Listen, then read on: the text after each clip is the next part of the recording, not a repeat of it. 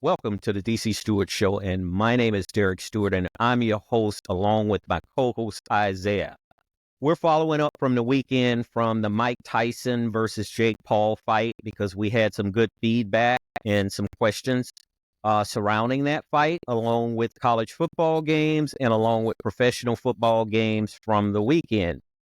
We would like for you to subscribe, and thank you for joining us once again.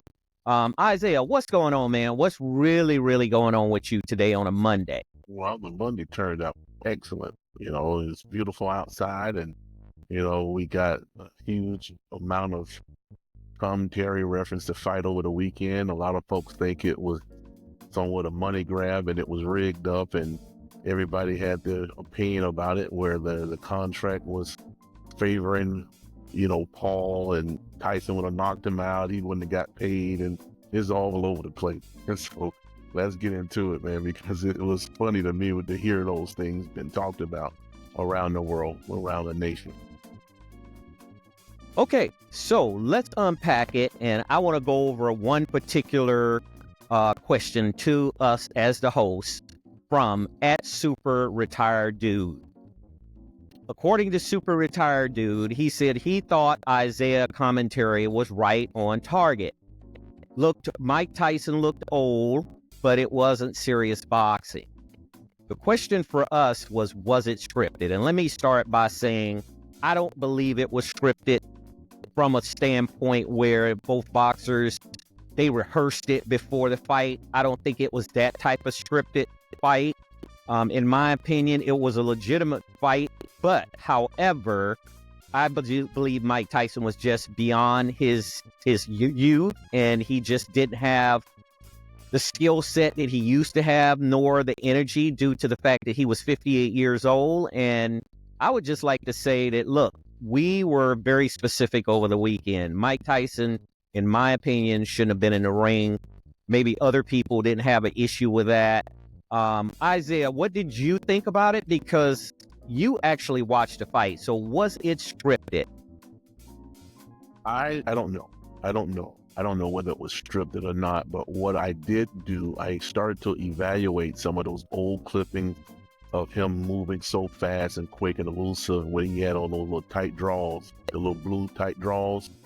And his body was much more chiseled at the time. And it looked to me now that footage could have been several years ago. I mean, his entire body didn't look the same. I'm quite aware that he had on some bigger trunks where you could not see the, certain portions of his legs and his back and all that type of stuff because his trunks was pulled up relatively high. But I can clearly say that this fight shouldn't have never happened with a guy who's 58 fighting a guy who's 27.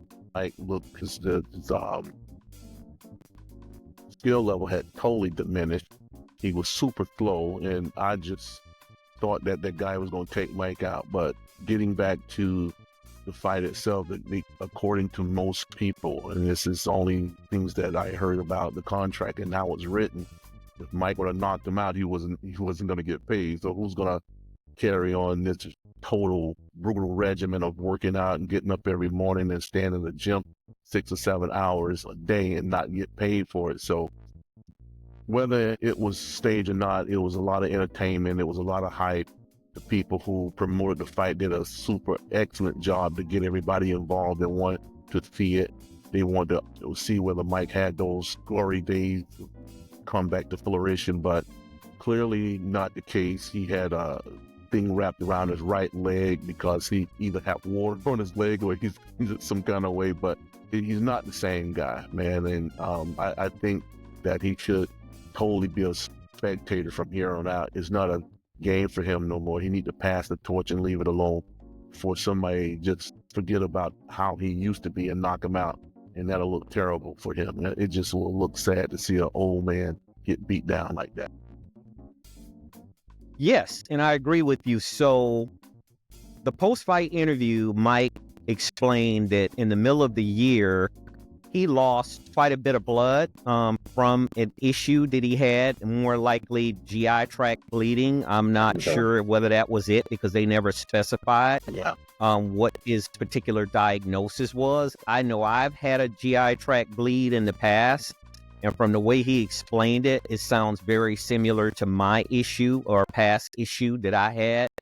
And then I had to have 9 pints of blood as well to be able to live because, it was to a point it was a life-threatening point for me. So I'm pretty sure it was a life-threatening point for Mike.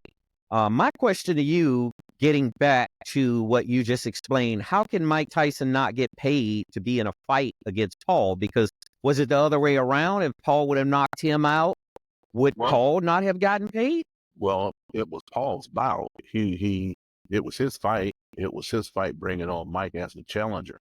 So it could be written in that way. I mean, I remember years ago where I just don't recall the type of fight it was, but the guy forfeited himself. He quit. And when he quit, he didn't get his purse. And I think Don King was the promoter at that point, but the guy quit. He wouldn't go back out there, and he didn't get his purse for that. He had to sue to get his money. So if it's contractual where you go out there and knock Mike out, or Mike knock you out and this guy trying to come up, that's what he's trying to do. He's trying to catapult his name to every fighter that's got a follower. So by using Mike, everybody cling to that, see, and it made you want to watch it. So it's a money grab, and that's what I think it is. And for him to write that contract up just like that, so Mike will knock him out. And if he get knocked out by a 58-year-old man, you think somebody honestly gonna take him serious from this day forward?